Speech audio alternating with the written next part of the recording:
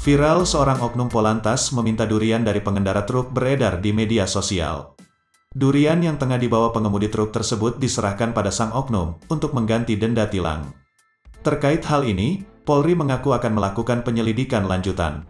Adanya sopir yang mengaku dimintai durian oleh polisi sebagai ganti tilang, diunggah pertama kali oleh akun Twitter @penikmatko_pi pada Sabtu, tanggal 27 November tahun 2021. Di spion itu terlihat rekan dari perekam video memanjat bak truk untuk mengambil durian.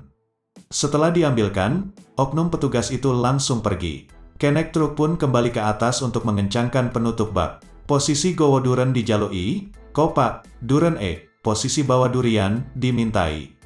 Itu duriannya, posisi saya bawa durian tapi dimintain, nggak ditilang, nggak diapain, ucap si sopir. Terkait kejadian ini, Kabag Penum Divisi Humas Polri Kombes Ahmad Ramadan di Mabes Polri memberikan keterangan. Kepolisian saat ini diketahui masih mencari tahu di mana lokasi adanya polisi meminta durian tersebut.